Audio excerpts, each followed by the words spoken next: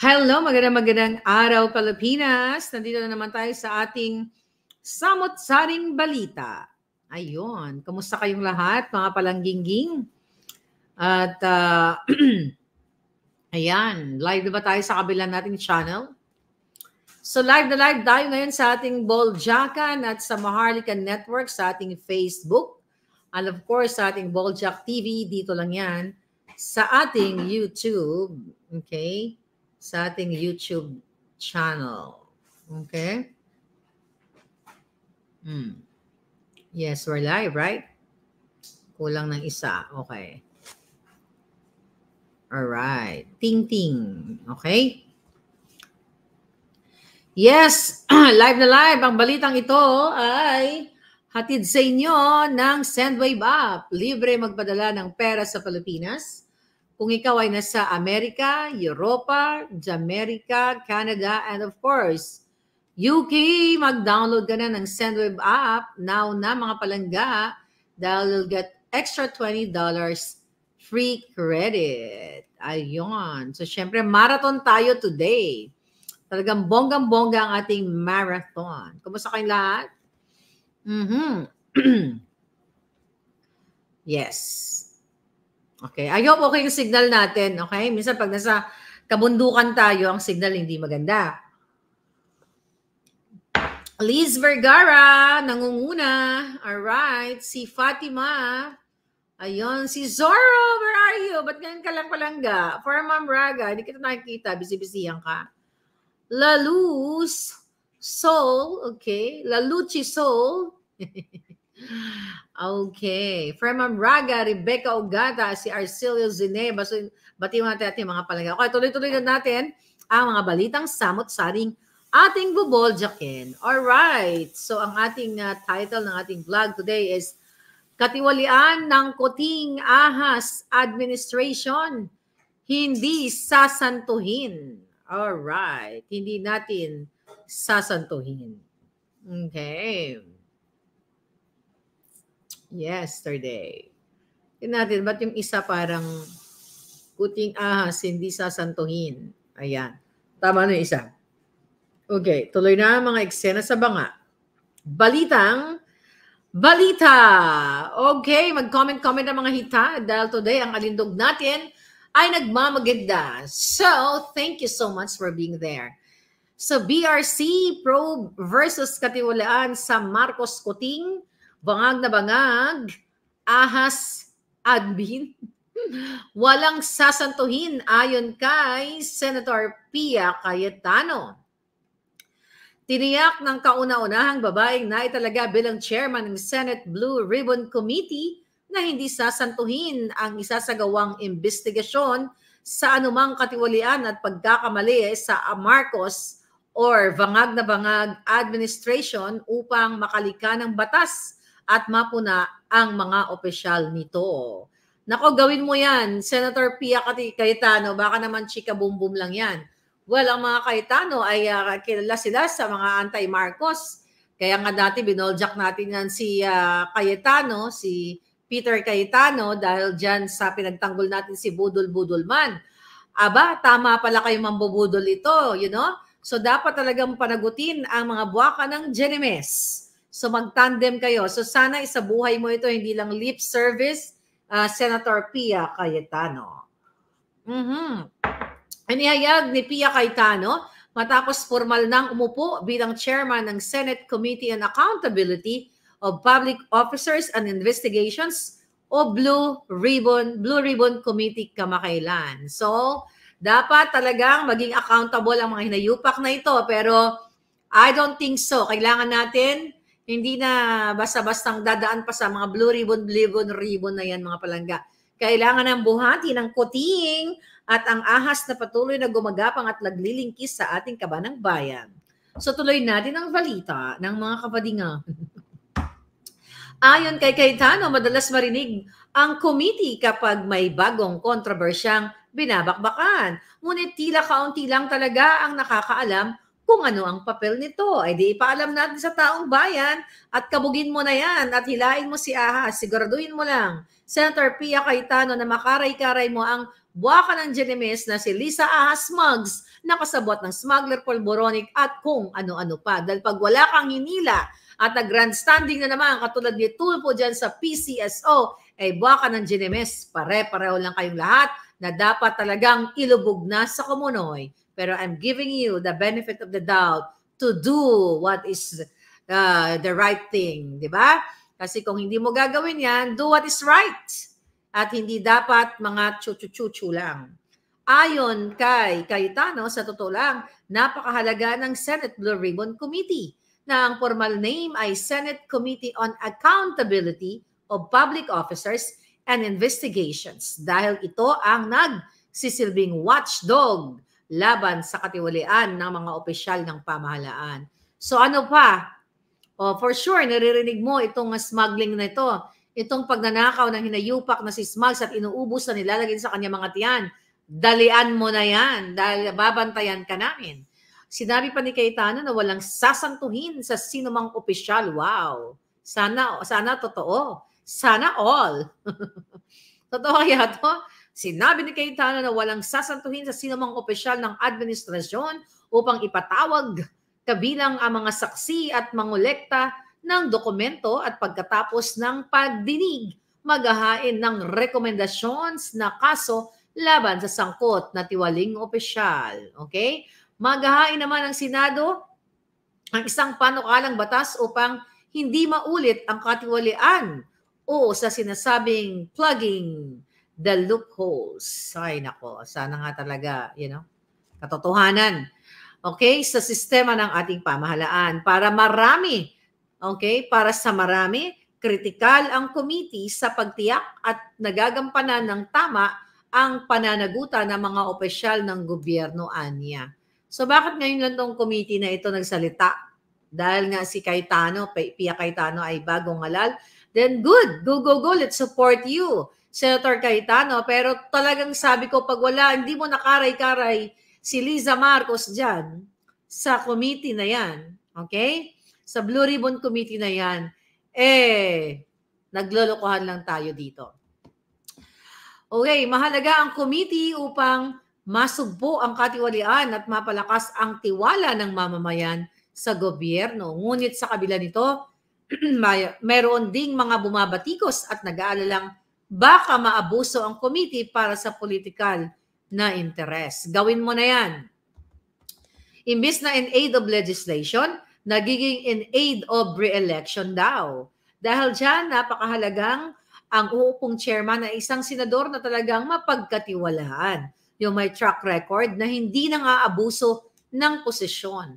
Wala dapat bakas ng katiwalian at hindi nasangkot sa kahit anong kontrobersya ang magiging chairman nito paglalahad ng senadora. Pero in fairness, ano ba ang masangkutan nito ni Pia Cayetano na malaking issue? Parang so far, walang ganun ka, i-remind nyo ako. Baka nakalimutan ko lang. Sabi ni Chuwin Maggie, sasantuhin lang nila ang pera ng taong bayan. Mga mukhang pera sila. Alright. AJ Ann Cabaneles from Bukidnon, thank you so much. Okay, tuloy natin ang balita. Sabi ko nga sana ito ay hindi lang chuba-chuchu. Dahil pag nag-chuba-chuchu sila, mananagot ang mga jutang Genemes sa atin. Hilain natin silang lahat. Alright? Hindi maaaring isang panig lamang ang papabura ng hearing dahil hindi lalabas ang katotohanan. Kaabang-abang ang mga susunod na hakbang ng Blue Ribbon Committee dahil umasa tayong may saysay ang mga ito para sa mamamayan, sa bayan, ayun, at sawa na tayo sa politikang walang katuturan. Ang kailangan natin ay mambabatas na lumalaban ng patas. Okay, go, go, go. So, cheer kami. Mag-cheer kami sa iyo, Pia Cayetano, kung gagawin mo. Sabi ko nga, ito lang, challenge namin sa iyo. For sure, nanonood kayo. Una mong imbestigahan ang smuggling kay Lisa Marcos, Ahas Arneta, Butod, Mudlo, Putot dahil sa pag-appoint niya sa isang smuggler na si Michael Ma na in-appoint at ayaw ituloy ang hearing dyan sa Congress. Grabe, no? Kapagod, everyday na lang. Ganito mga chuba-chuchu natin. Pakisaksak nga to.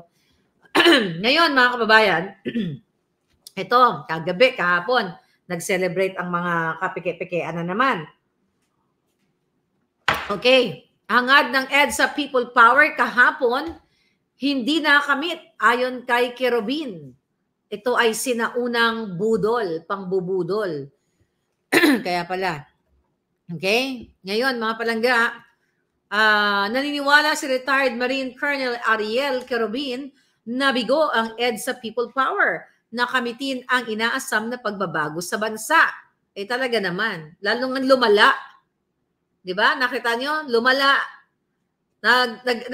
Tinanggal natin ang sinyot natin sa inodoro ang mga dilawan, eh ngayon mas lalong, sabi ko nga triple, nilagpasan si Satanas. Kaya yung EDSA at itong pagbangon muli ay pare-parehong pambubudol. Okay, tuloy natin ang jutang jili ng balita mula sa mainstream media. Sa The Agenda Forum sa Club Filipino, para akong si the late Mike Enriquez. Excuse me po. Excuse me po. Magbalita lamang tayo. The Agenda Forum sa Club Filipino ay pinunto ng dating Marine officials na ang naturang kabiguan ay dahil hindi nagkaisa ang mga mamamayan at maging ang mga leader ng pamahalaan. Pinaliwanag ni Kerubin na lubhang abala ang mga opisyal ng pamahalaan sa mga, sa kanilang mga pambubudol. Ay, nako, mga palangga, nakaka-rimarim na itong ating mga balita. Nakakainis. Okay? Sobrang nakakainis. Okay, tuloy natin ang mga balitang nakaka-leche. Ay, giatay. Sinabi ni Kerubin kung nagkaisa sana ang Pilipino, ay maraming mga proyekto ang naisakatuparan at pagunlad kung saan inaasahan din ang paglahok kahapon sana ng maraming mga Pilipino sa pagunita sa EDSA People Power Revolt 2020, February 25 kahapon. Ayon pa kay Kerubin, lahat na naging leader ng Pilipinas ay nagkanya-kanyang gantihan. True. At hindi niya exempted ang Pangulong Ferdinand Marcos Jr. Alam mo, na-meet ko yan si Kerubin sa Soler. At supporter, I don't know, may pwesto ba siya? Mukhang wala naman siguro. But anyway, na-meet ko yan siya. So I think that's about it. Okay? Nag-aalsa na rin siya. Baka nakikita niya na ng bonggang-bongga. So hindi daw exempted si Kuting Jr. na bangag. Umaasa si Kerubin na may pagkakataon at kakayanan si Pangulong bangag na magpapatupad ng reforma sa bansa. Bigyan lamang ng pagkakataon ng sambayan ng Pilipino. Julul, magdadalawang taon na. Putang ina, bibigyan mo pa ng pagkakataon yan, Colonel Kerubin? Ano ba to? Naglulukuhan na ba tayo? Bibigyan mo pa ng pagkakataon? Wala nang pagkakataon yan. Buhatin na yung mga jutang jilimis na yan. Pwede yan, ngayong araw, buhatin nyo na eh. Si Kerubin ay isa sa mga naglantad ng korupsyon sa AFP noong panahon ni dating Pangulong Gloria Macapagal Arroyo dahil upang siya ay mapabilanggo, ngunit napalaya noong panahon ng yumaong Pangulong Benigno Aquino III. O, ayun naman pala, di ba? Napalaya. Actually, meron din tayong expose kay GMA. Pero bago ang expose sa kanya, abangan nyo yan, bago yan, dun muna tayo sa extraction ni Liza Smugs. O, di ba? Anong gusto nyo? Yung extraction muna para maano ninyo, mabonggang-bongga. Alright? Okay, sa mga karugtong na balita, mga palangga, talagang karugtong eh. Mga karugtong na balita para dito sa EDSA, ayan, mga aral daw ito. Okay? Mga aral ng EDSA dapat daw ipagpatuloy o ipaalala lalo sa kabataan, sabi ni Kiko Matching. Ay, gano'n na naman tayo, Kiko Matching. Ano na naman to? Laos na to mga ito eh. Nagbigay ng simpleng mensahe si Kiko Matching, okay? Ay, nako. Para sa pagunita ng 38 anibersaryo ng EDSA People Power kahapon. Okay? Ang revolusyon na nagwakas daw sa rehimen ng dating Pangulong Marcos Sr. noong dekada 70 Anya, nawa raw ay magpatuloy ng paalala sa kabataan ang mga aral ng EDSA. Ang tanong, ito, Kiko Matching. Nakikita mo na, di ba? Nakikita mo na, Kiko. O, sige, hindi na tayo lang tawagan ng matching. Matching type. Nakikita mo ang pambubudol nitong, di ba, sumisigaw kayo na Marcos, diktador. Bakit hindi kayo mag-alsa? O bakit tahimik kayo? O bakit hindi mo tinutulig si Lisa? Mag-alsa, tuligsain si Lisa Smugs. Di ba? Bakit? Naduwag kayo? Baka gurgurin kayo? O nabayaran kayo patalikod? Binayaran na kayo ni Lisa Smugs gamit ng kanyang mga kapatid o yung kanyang mga alipores. Baka nabayaran na kayo, hindi na kayo pumuputak-putak just for the heck of, revolution, anibersaryo kahapon. Okay, ito daw ang caption ni Kiko, okay, sa kanyang post. Patuloy nating ipaalala na lalo na sa mga kabataan ang mga aral ng EDSA. Anong aral ng EDSA? Mabuhay daw ang EDSA. Walang aral ang EDSA na idulot. Ang naging aral ng EDSA ay lahat-lahat pare-pareho lang. Ang Marcos at Aquino ay parehong masasahol. Pero mas masahol itong hinayupak na Marcos at Lisa at Araneta, Tambaloslos, Romualdez. Na yun, napatunayan na namin na tama kayong mga dilawan na demonyo talaga itong Jutang Ginemes na itong administrasyon. Pero tahimik kayo ngayon. 'Di ba? Kasi what? Nakikinabang ang iilan sa inyo o marami sa inyo behind the scene. Kaloka. People power, people power. O bakit hindi kayo mag-aklas ngayon? O bakit hindi kayo mag-join forces doon sa hakbang ng mga maiisog kung maisog kayo? Kasi pareho ng alignment tayo ngayon eh. Hindi porket hindi ang totoong nakikipaglaban sa bayan, Kiko, 'di ba? Kahit na hindi kayo magkaalyado nung panahon na 'yon, magkaiba kayo, pero nakikita nyo ngayon, pareho na pala kayong paninindigan para sa Pilipino, para sa tunay na revolusyon o pagbabago, makikiisa ka. 'Di ba? Meron ako nabalita, may nabasa ako si Rowena Guanzon, Commissioner Rowena Guanzon, nandoon sa Cebu. How true yun, mga palangga? Hindi ko nakita yung picture niya, pero nandoon daw. But anyway, at least yun, anti-Marcos talaga siya, consistent siya. At tama siya sa ngiwi-ngiwi ni Kuting. Tuloy natin. Pero kayo, asan na si Lenny? Asan na si Ki? Asan na kayo? Puro kayo kadyotahan. Okay. Kalakip dito ang isang quote card kung saan mababasa ang kanyang mensahe para sa lahat. Itong mensahe niya? Madali nating makakalimutan ang kasaysayan. Dapat lagi nating ipinaalala, lalo na sa mga kabataan, na ang kalayaan natin ngayon ay bunga ng dugo at pawis ng ating mga kababayan. Marami ang nagbuwis sa kanilang buhay noong panahon ng diktadorya. Ang paggugunta ng EDSA sa people power ay nagpapaalala na ang tunay na kapangyarihan ay nasa taong bayan. Yun naman pala eh. Actually, maganda yan, ang sinabi mo. Kung isa ka buhay mo. Sabi ko nga, lahat ng kahayupan ngayon ni Lisa, ni Ahas, at ni Kuting, tahimik kayo. So you're not for the people. You are for yourself, for your vested interest, for your political career, sa inyong mga pangarap. You're not for the people kasi, tangina, itong smuggling na to, kitang-kita nyo naman, ulitin natin, special envoy to China, walang record, walang publication, tapos nga kayo, tapos you talk about what? Para kayo sa people, Jutang Ginemes, okay? Ay, nako, kaletsyang balita. Tuloy na natin ang mga boljaka, mga kaletsyang balita. Nakakaloka mga balita, mga palangga. Ay, nako, hindi natin kinikerry. Pero babati muna tayo sa ating mga palanggingging. Good afternoon po, sabi ni Arlene Puon. Alright. Okay. At wag na natin si Sara ipapalit, wag natin isin na lang natin si Kuting. Nagkakamali ka diyan palangga, bubuhatin natin si Kuting. Kuting Jr. very very soon. Political survival ang mga Jutang Ginemes na mga yan. Palayasin na silang lahat. Okay? Pero bayaan po natin. Okay, ano yon? Yes. Ikaw na ang magtiis, sabi ni Georgina. Solid Maharlika na ko. Yes, hello sa lahat. Kainis itong mga balitang ito. Ito pa. COMELEC nagbabala versus mga sindikato para sa 2025 elections. Ay nako, butangay na. Nako, George Garcia, ikaw pa ngayon ang nagbabala. Kumusta naman yung naningil ng 300 to 500 million?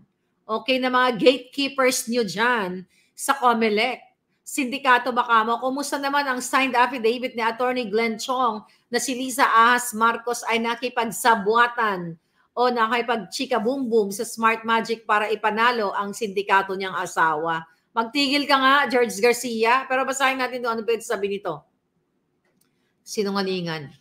Nagbabala si Commission on Election Chairman George Garcia sa mga aspirante ng 2025 national at local polls na maging mapagbantay laban sa mga sindikato na naniningil ng pera kapalit ng madaling panalo. Eh di ba magaling ang amo mo dyan? Oh, magaling. Magkano ang bentahan ngayon 2025? Kaya mga kababayan, kailangan na natin talagang johati ng mga jutang ginemes. Ito wala nang katuturan to. Tiyan mo, sabog na. Di ba? Sabog na ang jutak, bangag na mga utak ng appointee ni Kuting. Wala na sa ayos kasi sila mismo ay mga nangangamkam, nangawat ang mga yawa. O, sinabi ni Garcia na nakamonitor sila sa iilang lugar sa Luzon at sa Mindanao kung saan may mga individual na nagsasabing may kakilalang mula sa Information Technology Department ng komisyon na humingi hanggang 100 million para sa scheme. Diyos ko, Garcia, wala nga kayong ginawa dyan sa 20 million na binayad sa kongresista, yun sa Jutang Ginunang People's Initiative. Tapos mayroon ka pang guts o the nerve na magsalita na labanan ng mga sindikato. Ay kayo mismo mga sindikato, mga Jutang Ginemes. COMELEC BBM Lisa Tambalos's conspiracy, sabi ni Supra. From Limay, Bataan, si Maria Fatima Balagosa. Wala nang kabusugan sa pera, mga Jutang Ginemes, sabi ni Dulay Narbacan. Mga Jutang Ginemes talaga palangga. Okay, tuloy natin ang mga kajutahang balita. Sa mga kandidato, whether incumbent o hindi, may kumakalat po ngayon na mga sindikato na umiikot. Kaya daw nila kayong panalunin in a matter of minutes. O si Lisa siguro yung sindikato na yan dahil siya nakipagsabuatan sa nakipag-meeting sa Smart Magic, right? O, baka si Lisa na naman ang umiikot dyan dahil lahat yung gusto nakawin ng mga hayop na yan. Makakapag-deliver ba yan? Sabi ni Boy Egoy, exactly yan ang word ni Lisa Smugs. Do you think she or he can deliver result? O he can bit the bag of money? O, ganyan yung nilayupak na yan. Kahit daw kayo'y pumikit na at hindi na mangampanya at hindi na magpaikot-ikot, may panalo na, sabi ni Garcia sa kanyang interview. O, di ba? O, si Lisa yan. Papanalo niya kayong lahat. O, yan na yung magiging satanas ng kademonyohan. Dapat siya bigyan ng, gawin siyang satanas ng lahat ng kabalbalan. Eric Alibin, thank you. Sinabi ni Garcia na makipag-ugnayan sila sa National Bureau of Investigation kaugnay sa issue na ito. Julul, nangako rin si Garcia na tutulong ang COMELEC sa legal process laban sa mga sindikato sa sandaling maaresto ang kanilang miyembro. Kapal na mukha, baka si Tambaluso sa niyo iparesto. Binukyan na nga ni Amy Marcos siya na siya yung author lahat nang nagpagbibigay ng 20 million sa mga mga kongresista para sa mga Jutang Gininang initiative na yan. Right? Garen Mijares?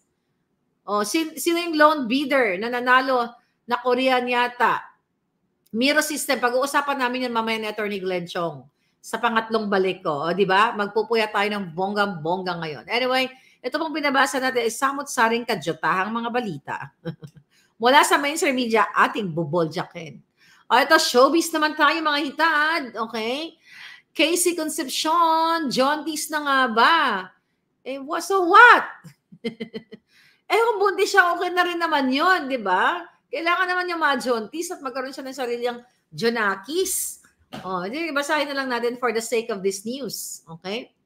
Kumakalat ang video na malaki na raw yung tiyan, baka busog na. Baka busog lang naman, okay? Pero actually, ito naman si Casey, mukhang hindi naman ito nakikialam sa politika, kaya, at saka moment nila. Bakit kaya may kumakalat na video na itsurang jaundice si Casey Concepcion? Well, naka-white talaga mga marites. Ako, wala akong kasalanan, tagabasa lang ako palangga. Well, naka-white dress si Casey at parang malaki na ang tiyan habang may hawak na puppy. Eh kung malaki ang tiyan, busog, di carry lang. Adi kung buntis, carry lang din. No, the hell cares? Di ba? Ang sarap na magkaroon ng baby. Oh. At last, sabi ganon, ang last pa daw na post ni Casey sa Instagram ay mga alas niyang ginagawa at ibinibenta. Okay? Anyway, baka naman medyo chubby lang si Casey and healthy, kaya malaki ang tiyan at hindi naman jaunties. Sabi ng Marites. Pero kung totoong preggy siya, wala naman daw masama. Oo naman, no? Pwede naman to follow na lang ang kasal dahil 37. 37 na pala siya. Majonda na palang hitad. 37 years old naman, John Dan. Kailangan niya magkaanak kasi high risk na siya pag umabot siya ng 40. Oh, 'di ba? At laging sinasabi ng kanyang mommy na gusto na niyang magkaapo. Ay, nako. Oh, ang jowa daw niya, yung pati jowa, 41 years old. Anyway, magbati muna tayo. Huwag nang isama si Casey, sabi ni Georgina. Naku, balitang showbiz to palangga, hindi naman natin siya binuboljak. Yung mga kapatid niya mukhang may mga mana sa nanay, ano? Mukhang may mga, may mga saltik-saltik yung mga pinagagawa. Anyway, nakakaloka. Mas malala ngayon, digital na ang pandarayan ng Comelec, sabi ni Supra. Maganda pa si Pia na lang, katandem ni VP Sara. O, sabi ni Mariela Francesca. Nasa edad na si Kay. Oo nga, malangga, 37. Ako nga maagang ako na jaunties, di ba? Ako, college. College sa jaunties ang lola mo, karay-karay ang kanyang Jonagis habang nag-aaral. Okay lang yan. Ang importante, iginapang mo yung buhay mo. Di ba? Ang importante doon, kahit maaga ka nadapa ka ng bonggang-bongga, nakabangon ka muli ng bonggang-bongga. So, ganun talaga ang buhay. Sino ba naman, di ba? Farma Maraga? Ba't mo i-judge itong si Casey? 37 na pala. Ako nga, mas maaga pa. Mismo, pag-usapan natin, mga lolo't lola ko pa, baka mas maaga pa ang lolo ko. Ang lola ko. Ang lola ko, may higit 10 ang anak. Solid Marley ka na ko. Rose, alam mo yan. O, di ba? Bit-bit ko yung anak ko na nag-aaral tayo sa kolehiyo. Pinagbabantayan ko pa nga sa inyo eh. Kasi nung college days, siyempre nag-jaunties ang lola ninyo dahil ang alindog hindi talaga pakakabog. So habang nag-aaral ako, binibit-bit ko yung Jonakis ko. Kasi kailangan ko mag-aaral, hindi ko namimiss yung, talagang binibit-bit ko sila, isa lang pa lang naman. Binibit-bit ko ng bonggang-bongga, so umatid ako ng class. Mabait naman yung Jonakis ko. So, di ba? Nakasurvive ang lola mo. So, tignan mo naman yan, bonggang-bongga ng mga eksena today. PSG pala ang security ni Tambaluslos, sabi ni Cheesecake. Siyempre, hindi naman malabo yan palangga. Okay? Sabi ni Danny Boy, paras kay paras. Pinapanood ka rin. Yes, kaibigan ko yan si Jing. Ayan. Sabi ni Solid Maharlikan ako, yes, sa Batibot. I know, those were the days, no? Ang sarap balikan ng college days. Dapat nga tularan natin ang mga Koreana na nag-aanak sila na pag 30 years. Ganun ba? Okay. Okay. Nakakainip na, kailan mawala na siya sa Malacanang. Pero mas masarap manganak ng maaga para sa akin. It's up to you kung paano mo i-deal yung buhay mo. Alright? Kasi like ako, college days na jaunties, tapos din na nagtrabaho, nagkaanak ulit ng bonggang-bongga, tapos nagbalik loob, nag-aral muli, dapat laban lang ang buhay. Ang importante, lumalaban ka at hindi ka nagnanakaw ng pera ng bayan at tumayo ka sa sarili mong paa. Hindi ka umasa kahit kanino, kundi tumayo ka sa sarili mong paa. 'Di ba? Napagtapos mo ang iyong sarili, 'di ba? Napag-aral mo ng mga anak mo, lahat. Kaya ganun talaga ang buhay. Talagang wala na ng perfect na buhay. Nagtitinda pa nga ako, Rose, naalala mo, tinda ko ng kung ano-ano sa school. Titinda ako para mabuhay. Ay, nako, talaga naman ang balitang mga nakaraan. Anak kaya sa labas ni Lisa? Sabi, Garen Mejare. Sinong anak sa labas? Anak kaya sa labas ni Lisa? Yung anak ni Lisa sa labas? Ginurgur niya na yata, di ba? Kapag tinatatang di ba? Sabi niya, she's gone or he's gone. Okay? Ano daw? Panoorin na rin natin. Okay? Si GTNR. Sabi ni Bia, pinapanood ko yan Nila Kaado, Mentong, marami tayong matututunan. Sending love and protection. Si Ivy pala yung nagpadala ng mascot sa rally kagabi. Oh, really? Hindi ko pa alam. Okay? Okay, tuloy natin mga kadyutahang balita. Okay? Opensiba versus IS gunmen sa Lanao mas tumitindi. Okay, mas tumitindi pa ang mga opensiba ng pamahalaan laban sa mga miyembro ng Islamic State-linked Dawla Islamia. Diyan sa Lanao del Norte. Alam niyo si Kuting, kung puntahan niyo yung ano, sabi ng aking palangga, true, mga sandwiches na sapilatan inaabot mo. Naalala mo yun. Kwento ko lang ng konti, balikan ko yung pagtitinda ko sa school. Ever since, kahit na nung nagtitinda ako, mga classmate ko, syempre pare-pare lang kami estudyante, sapilitan talaga yung pagbenta. Kasi ginabirin mo na yan. Iiwan ko sa lamesa, basta bayaran mo ako bukas. Bukas bayad na siya. That's true. Di ba? Tuloy yan, chika. Ay, nako. Those were the days, Rose. At least nalagpasan natin mga eksena natin sa banga. At ngayon, tayo isang vonggang-vongga. Okay? So, balikan natin itong kay Kuting. So, kahagabi, in-interview ko si Attorney Vic, di ba? Tinanong ko siya tungkol sa yung 6 fallen heroes sa Lanao na nagbuwis ng buhay na hindi man lang dinalaw ni Kuting. At wala talaga. Si Inday Sara, dinalaw yung mga biktima sa ospital. Si Kuting, although hindi ko napanood, nag-speech ba siya or written lang na kunyari nakikaramay? Baka narinig si Attorney Vic, mga palangga. Sabi ni Tina, Madam, ano pong masasabi niyo tungkol kay Pastor Kibuli? May vlog na ako dyan palangga. Dapat litisin siya sa korte. Ma'am, since na itanong mo, hindi dyan kay Virus. Kaya ang tanong ko nga kay Virus, nabayaran na ba yan ni Lisa Smugs? Kaya yung kapatid niya, na si Jingay Virus din, nagtatrabaho kay doon sa mga aboitis. So if you connect the dots, baka nabayaran na ni Lisa Smugs para gipitin si Kiboloy, si Pastor Kiboloy.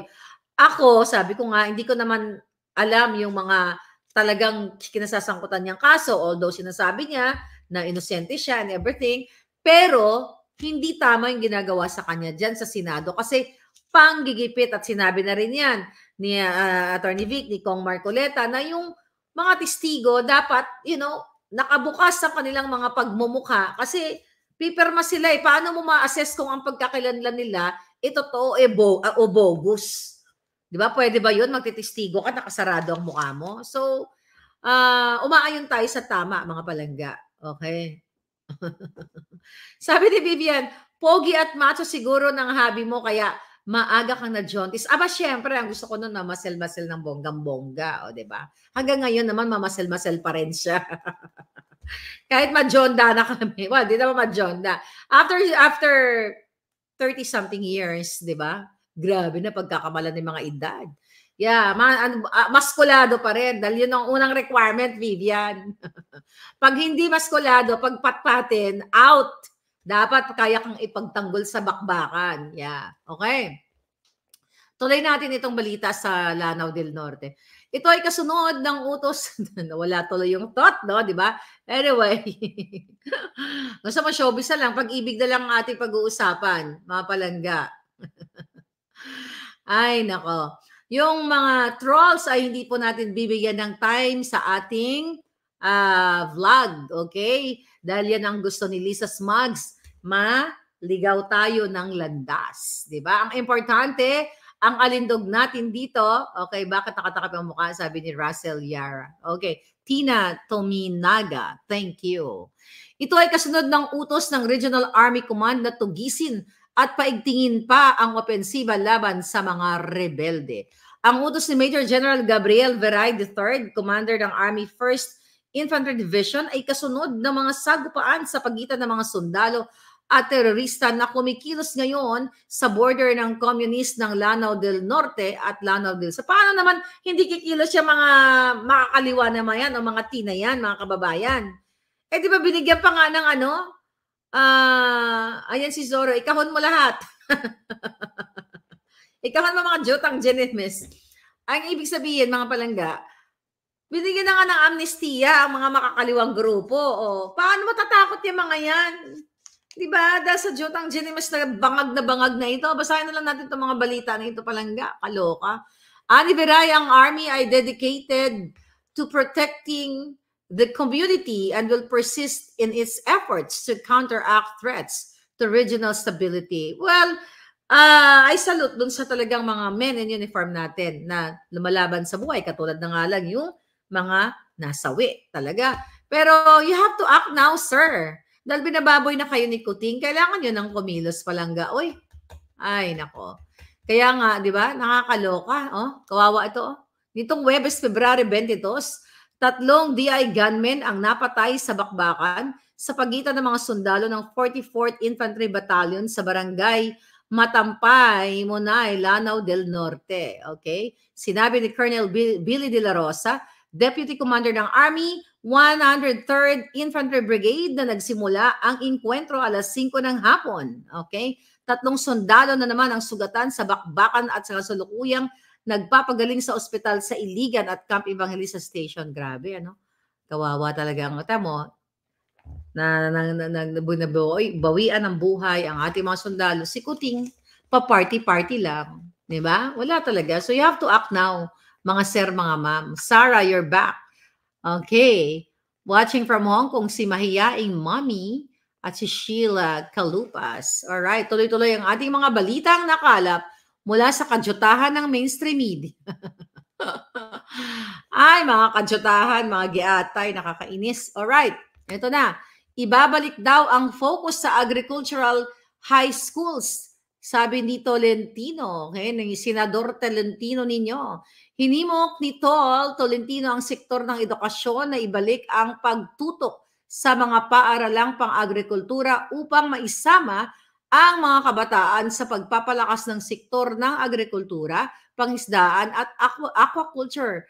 Tolentino, bago nyo tutukan ito, maganda lahat ito mga proyekto. Okay?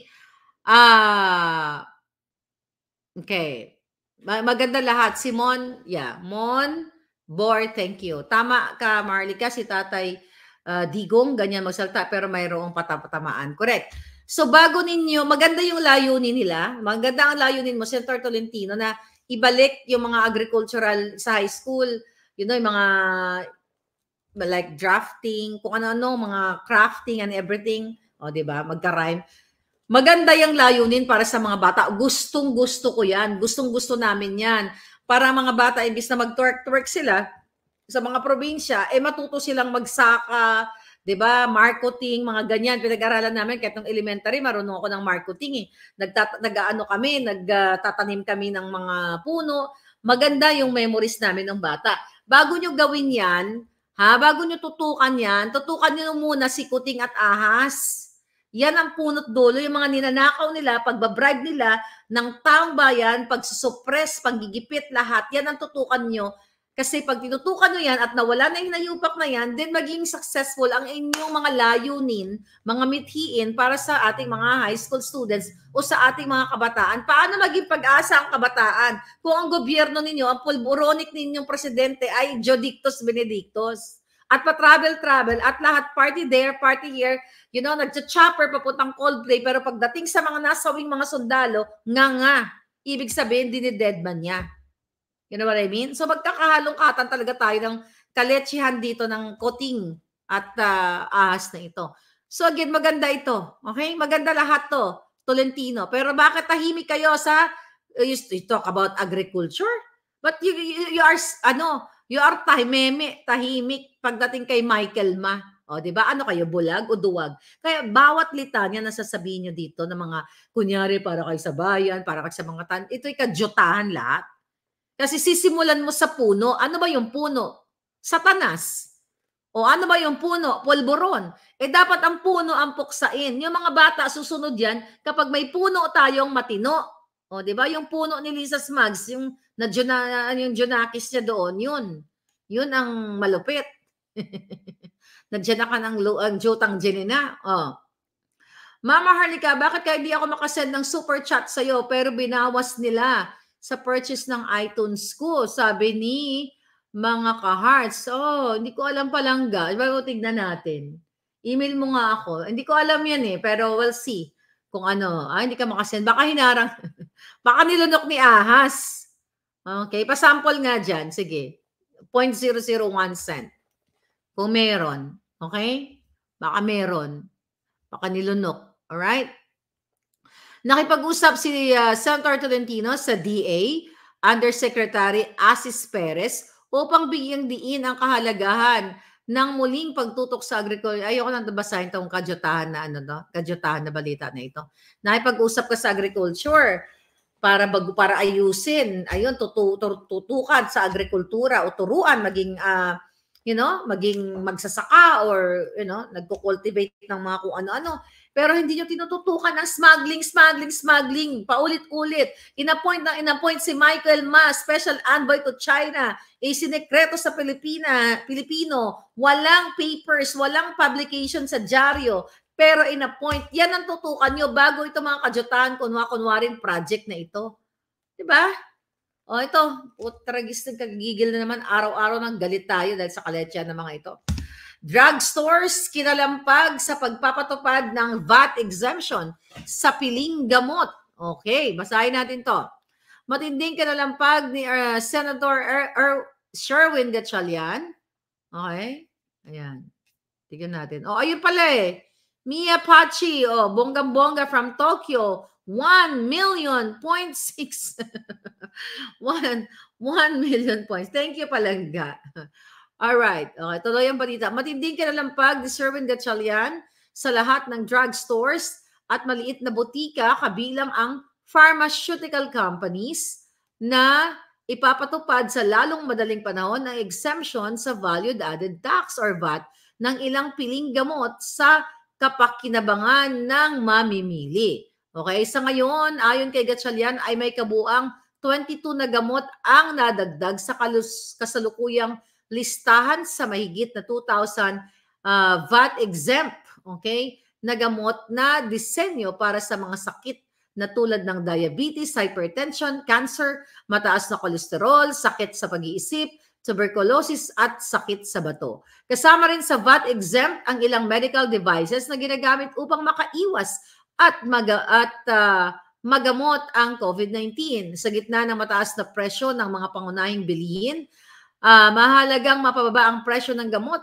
Dapat itong maipatupad sa lalong madaling panahon para maganda sa kapakinabangan ng ating mga mamamayan, lalo na ang may mga sakit. Tama naman ang adhikain yan. Pero, again, tama yan pababayin. At the same time, ipaluwa kay Lisa yung pera dyan sa PhilHealth. Okay, so dadagdagan na naman yung contribution, di ba? Nangihingi na naman sila ng additional or increase sa PhilHealth contribution. Sakit. Ano na naman, kalbaryo na naman ang bayan. So you know what? Itong mga problema ng ating mga mamamayan, kung hindi na nakawin ng bangag na bangag, okay, sabi din Scorpion, si bangag may VAT exemption, you're really a smart cookie, Palangga. Lagi ako naaaliw sa comment mo. Diba? Smart cookie. So anyway, so maganda yung layunin, okay? Alam nyo, maikwento ko lang. Huwag natin to tapusin, ito mga kadyutahan. Kwento ko na lang, okay? Experience. Nung ako'y naging medrep, Rose, nung tayo nag-iwahiwalay, nung tayo after mag-kolehiyo, ako'y naging medical representative, mga Palangga. Ang hawak kong gamot is Pedia. May mga pang-adult din. Na-assign ako, Manila lang ako eh. PGH, lahat ng pampublikong hospital halos nahawakan ko. Alam mo, maaawa ka sa ating mga kababayan. Yung mga samples ko, mga Palangga, mga samples ko, pinamimigay ko lahat yan. Purchase, okay, pero di po nag-appear, sabi ni mga ka-hearts. Mamaya, baka check mo Palangga yung sa'yo, hindi ko masagot kasi hindi ako expert again. But we'll see. So anyway, going back to sa story, so, bit ko yung mga samples. Naalalang-alala ko pa yan. Ang style kasi, let's talk about itong mga gamot-gamot na ito. Ang style kasi ng mga tiwali din ng mga doktor, binibenta nila yan eh. Hindi ko naman nila lahat. Yung mga samples, binibenta nila ang mga gamot sa mga pasyente imbis na ibigay nila. Annabelle Tuason, alam mo yung ginagawa ko sa mga pasyente nung time na yon. Diba? Ang gamot, may generic yan. Okay, let's say, Amox. Diba? May Ponstan. Kalimutan ko na yung mga pangalan ng gamot sa Pilipinas. Diba? Amoxicillin, mga ganyan. So, ang generic name niya is Amoxicillin. Okay? Ngayon, mga Palangga, iba-ibang presyo yan. Alam mo, nag-e-effort talaga ako. Iba-ibang presyo. Kunyari, itong brand 1 na ito, o brand X na ito, 5 pesos isa. Yung brand Y is 8 pesos. Yung brand whatever, yung susunod na brand, 10 pesos or 12. Kasi yung pag niresetahan ka, ito learning na rin to sa inyo. Di ba niresetahan kayo ng doktor? Okay. Kunyari, ito pangalan ng gamot. Okay? Kunyari, ang pangalan ng gamot is winter. Oy, gusto mo yung jacket ko? Oh, this is pure leather, darling. Amoy leather talaga siya. Matagal na to na panahon. Oh, di ba? Amoy natin. Bango. So anyway, para siya, may touch kasi ng personal story. Kunyari, yung tatlong brand.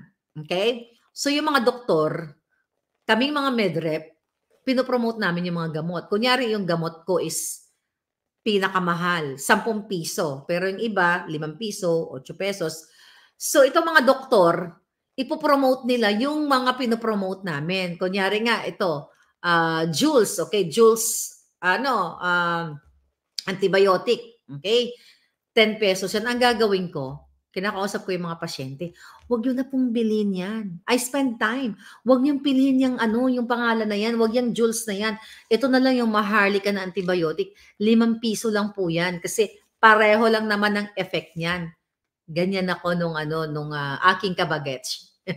Na aking kabataan. At saka yung mga samples ko, laging ubos. Pinamimigay ko. Yung mga doktor, tinitipid ko sila. Tinitipid ko yung mga doktor, ang mga samples ko na pupunta sa pasyente. So, during that time, maaawa ka talaga sa mga palangga na nakapila. Totoo yan. Hanggang ngayon, kawawa pa rin naman ang mga sitwasyon ng mga kababayan natin. Di ba, palangga? Nakakalungkot. Alright? Hello, Maharlika. Greetings from Belgium, Brussels. I love you, palangga. Always watching. Take care. Sabi ni Nikita Amor. Thank you, palangga. Si Romelo Punay. Thank you. Ako na ang mag-react. Okay? Sabi ni Mariela Francesca. Thank you pala. Ang binabayaran kong mga tax nagdoble. Grabe si Vatman Recto. I know. Grabe. Kaya dapat natin silang buhatin. Alright? Okay. Since na napag-usapan natin itong mga gamot-gamot na yan, wag niyong basta-basta bibili ng reseta sa inyo. Lalo na kung wala kayong budget. You look for generic. Kasi pareho lang naman ng bisa yan. Parang brand yan ng damit. Kahit mahal yung LV, Chanel, di ba? Tapos itong mumurahing t-shirt lang sa Las Vegas, mapoprotektahan ka pa rin. Di ba? It's not about actually, kung gaano kamahal. Kung pareho namang effective, di ba? Yung potency ng gamot, kung pareho naman, di ba? Pareho namang antibiotic yan, doon ka na sa mura. Ang importante, yun na malagpasan mo ang kahirapan. Right? Ano to? Tandaan ko pa palangga, pangarap mo pa maging sexy star. Hindi, talagang pangarap ko talaga maging sexy star at mga bold star ng kaso wala lang akong guts ng bagets ako eh. Di ba yung mga panahon nila Kring Gonzales? Oh, yan, nila Rufa Gutierrez. Yan kasi yung mga kaidaran ko eh. Sayang nga lang, di ba? Hindi ako naging sexy star, di ba? Hindi ako naging bomba star. Ma'am, yung shirt mong may Las Vegas vicious kay Kuting Lost Bigas. I know, dead scorpion, alright? Ang admin ni Kuting lubog na. Ayaw ni PRRD. Okay? Ayaw ni PRRD. Ayan, alin, dagdag. Okay. Ano pa mga chika boom boom? Magbabalik kami ni Attorney Glenn. Abangan nyo ang aming interview sa kanya. Magmamarathon tayo today. Ayan. Sino daw ba ang nag-fake news? Edi si Lisa Smugs, nagbabayad ng kanya mga trolls. Dito kay Maharlika ay purong alindogan lamang. Kawawa talaga yung mga middle class, sila yung walang ayuda, natatanggap pero kaltas agad ang tax, sweldo. Tila nila, winawaldas lang ng mga corrupt na politicians, sabi ni Emily Gebana. Exactly palangga, ito yung pinaglalaban natin eh. Alright? Ito yung pinaglalaban natin. Kaya kung hindi tayo maging part, every day, di ba? Sabi ko nga nakakasawa to yung bunganga ko, mga tao dito, araw-araw. Gabi-gabi, hindi ba? Araw-araw, gabi-gabi, ang nga natin dito. But sabi ko nga, hindi tayo titigil. Kailangan nating umikot. Sabi ni Attorney Vic, ilapit natin ang awareness sa taong bayan. So you help your family, your friends. Kung dati ay nangumbinsi tayo na para nabudol tayo, botohin si Kuting, ako nangumbinsi ako sa inyo. Ngayon, babawiin natin yung ibinigay nating tiwala sa kanya kasi binaboy niya tayo. Kabaliktaran. Through what? Nagpangungumbinsi eh. Ilatag nyo lang kung anong ginagawa ng Kuting. Yung pinag-uusapan natin everyday, yung tungkol kay Michael Ma, let them, think. Hindi natin sila kailangan puwersahin. Kasi hindi naman tayo puwersahang initiative eh. Ilatag nyo, tignan mo to, itong ginagawa ni Kuting, di ba? Sasabihin mo, pareho natin, anak, kuya, pareho natin sinusuportahan yan. Inappoint na si ganito, itinago sa taong bayan. Yung 20 pesos sa kilong bigas, hindi natupad. Ang mga pulburon, ilalatag mo. Hindi mo tuturuan yung mga kapatid mo or yung whoever na kailangan maniwala sila sa'yo na dahil yun ang paniniwala mo. Ilatag mo, then they will decide. Like kayo, di ba? Yung iba sa inyo, nagalit sa akin, Marley, bitter ka lang kasi si Kuting, hindi ka nabigyan ng pwesto. Alam niyo naman na hindi ako qualified at hindi ako nag-apply. Naku, sa susunod pala dapat alam mo, dapat naitanong ko kagahapon yan na wala sa isip ko. Tatanong ko kay Attorney Vic kasi executive secretary siya nung time na yon, di ba? Sinasabi hindi ako nabigyan ng pwesto. Tanong ko sa Attorney Vic, may nakita ka bang application ko? Okay, tandaan niyo yan. I-follow up niyo yan sa akin pag interview ulit natin si Attorney Vic. Kasi dumadaan sa kanya yung mga application. Di ba? Yan ang yun ang mga palabas nila Lisa Smugs. Alright? I don't know, as far as I remember, 2015 ka pa nag-start sa pag-YouTube, pero 2017 ka na nagsimula sa political blogging, sabi ni Supra. No! 2015 tama ka palangga. Tuloy-tuloy yan. Okay? Ay, nasa Iloilo ka o Negros ng, sabi ni Carlos. Actually, Manila, ako gidbaladay, ang akon lang ang mga paryente, taga Bisaya, day. Okay, may mga paryente ko da sa istansya, damo da isda. Pero sa Manila, ako ging tawo. Di ba? Naintindihan niyo yun. Naintindihan niyo yun? Bakit si Pangulong Duterte, Antigo, Magbag-Ilog, mga Ilonggo, mga Tikalon, balay na sila. Ang kwarta, ginapala, ginapiko, ginapala, ginabuldos ang utang. Anyway, yes, marathon tayo today. Higante, sabi ni Uniwise, Gigantes Island, siya sa Higante ang tawag dyan. Anyway, abangan nyo ang aming interview with Attorney Glenn Chong. Kaabang-abang yan. This is your fair lady, Maharlika. Thank you. I'll see you later. Bye! Sa mga angusungot ni Lisa Smugs, the end is near. Abangan nyo yan.